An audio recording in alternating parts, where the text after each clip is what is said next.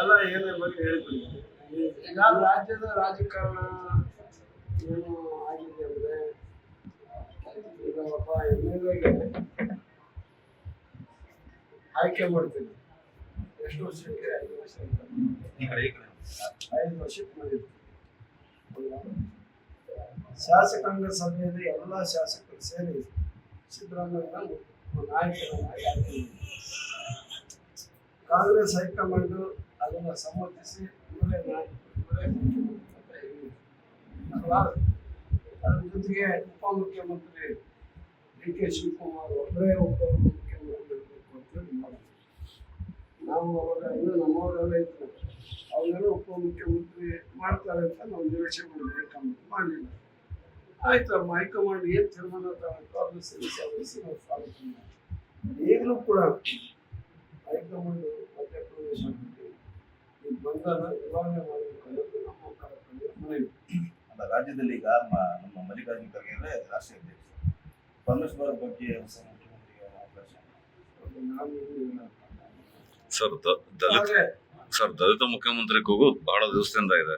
ಈಗೊಂದು ಸಂದರ್ಭದಲ್ಲಿ ಏನಾದ್ರು ಅವಕಾಶ ಸಿಗುವಂತ ತಮ್ಮ ಸಮಾಜದಿಂದ ಏನಾದ್ರು ಹಕ್ಕೊತ್ತಾಯ ಮಾಡಬಹುದಾ? ಮುಖ್ಯಮಂತ್ರಿಗಳು ಇದಾಗಿದ್ದಾರೆ. ನಾವು ಇದರ ಮಧ್ಯದಲ್ಲಿ ಆ ವರ್ಗದ ಮುಖ್ಯಮಂತ್ರಿ ಬೇಕು, ಈ ವರ್ಗದ ಮುಖ್ಯಮಂತ್ರಿ ಕೇಳಲು ಸಿದ್ದರಾಮಯ್ಯ ಮುಖ್ಯಮಂತ್ರಿಗಳು ಇದ್ದಾರೆ. ಅದರಿಂದ ಏನೇ ಒಂದು ರಾಜಕೀಯ ಬದಲಾವಣೆ ಆಗಬೇಕಂದ್ರೆ ಹೈಕಮಾಂಡ್ ಅವ್ರು ಮಾಡಿದ ಸಂದರ್ಭದಲ್ಲಿ ನಾವು ಹೇಳ್ತೀವಿ. ಈಗ ಅವರೇ 5 ವರ್ಷ ನಾನು ಇರ್ತೀನಿ ಮುಖ್ಯಮಂತ್ರಿ ಹೇಳಿದ್ದಾರೆ. ಓಕೆ, ಆದ್ರೆ ಬೆಸ್ಟ್ ಅಂತ ಹೇಳಿ DK ಶಿವಕುಮಾರ್ ಇವರಿಬ್ಬರು ಕೂಡ ಚೆನ್ನಾಗಿದ್ದಾರೆ. ಅವರಿಬ್ಬರ ಕೂತ್ಕೊಂಡು ಮಾತಾಡಿ ಅಲ್ಲ, 5 ವರ್ಷ ಮುಖ್ಯಮಂತ್ರಿ ಆಗ್ತಾರೆ, ನಾನೇ ಮುಖ್ಯಮಂತ್ರಿ ಅಂತ ಹೇಳ್ತಾರೆ ಸಿದ್ದರಾಮಯ್ಯ ಅವರು. ಈಗ 2 ದಿವಸದಿಂದ ಹೈಕಮಾಂಡ್ ತೀರ್ಮಾನಕ್ಕೆ ನಾನು ಬದ್ಧ ಅಂತ ಹೇಳ್ತಾ ಇದ್ದಾರೆ. ಆ ರೀತಿಯಾಗಿ ಏನಾದ್ರು ಒಂದು ಅದನ್ನೇ ಆಗಿದೆ. ಅವ್ರು ಅದನ್ನು ಹೇಳಿದ್ದಾರೆ, 5 ವರ್ಷ ನಾನೇ ಮುಖ್ಯಮಂತ್ರಿ. ಹೈಕಮಾಂಡ್ ನಿರ್ಧಾರಕ್ಕೆ ನಾನು ಬದಲಾಗಿದ್ದೀನಿ. ಹೈಕಮಾಂಡ್ ಸೂಚನೆ ಕೂಡ ಅವರು ಅಷ್ಟೇ ವಿನಯವಾಗಿ ಸಿದ್ದರಾಮಯ್ಯ ಇನ್ನೊಂದು ಕಡೆ ಹೇಳಿದಲ್ಲ ಸರ್, ಸಂಖ್ಯಾಬಲದ ಮೇಲೆ ಹೇಳಿದ್ದಾರೆ.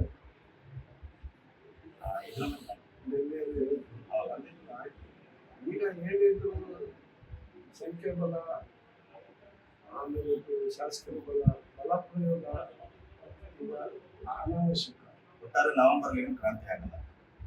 ನಮಗೆ ಗೊತ್ತಿಲ್ಲ, ನಾನು ಕ್ರಾಂತಿಗೆ ಹತ್ರ ಇರೋದು.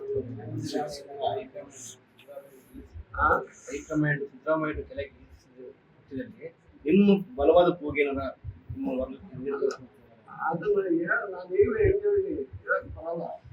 ಅಲ್ಲ, ಒಂದು ವೇಳೆ ಇಳಿಸಿದ್ರೆ ಬದಲಾದ್ರೆ ಈಗ ಅವರೆಲ್ಲ ನಮ್ಮ ಪರಮೇಶ್ವರ್ ಅವರು ಹೇಳ್ತಿರೋದು ಅದೇ, ಜಾರಕಿಹೊಳಿ ಅವರು ಹೇಳ್ತಿರೋದು ಅದೇ ಅಲ್ಲ. ಆಮೇಲೆ KH ಮುನಿಯಪ್ಪನವ್ರು ಹೇಳ್ತಿರೋದು ಅದೇ, ಸಿದ್ದರಾಮಯ್ಯ ಅವರು ಇದ್ದಾರೆ ಮುಖ್ಯಮಂತ್ರಿ.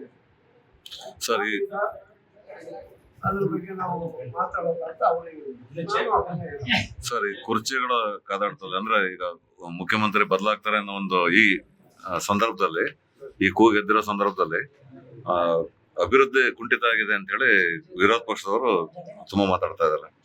ರಾಜ್ಯದ ಅಭಿವೃದ್ಧಿ ಕಡೆಗಣಿಸಿದ್ದಾರೆ ಅಂತ ಹೇಳಿ ಅವ್ರದ್ದು ಅದೇ ಕೆಲಸ. ಟೀಕೆ ಮಾಡೋದು ಅಭಿವೃದ್ಧಿ ಕುಂಠಿತವಾಗಿದೆ. ಅವರೆಲ್ಲ ಶಾಸಕರು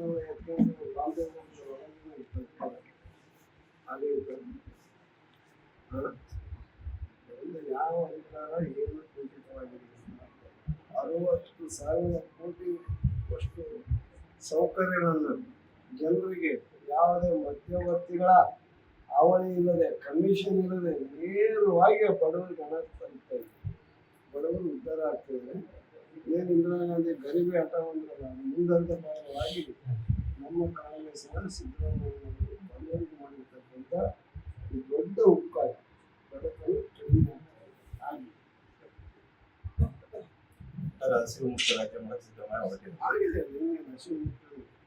ನಾವೇ ಕಣ್ಣಾರೆ ನೋಡ್ತೀವಿ. 50 ವರ್ಷ ಜನ ಕೂಲಿ ಕೊಡ್ಲಿ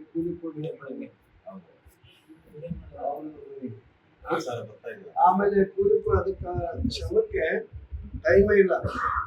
ಸೂರ್ಯ ಹುಟ್ಟಿದ್ರೆ ಸೂರ್ಯ ಮುಳುಗೋವರೆಗೂ ಮಾಡೋದು.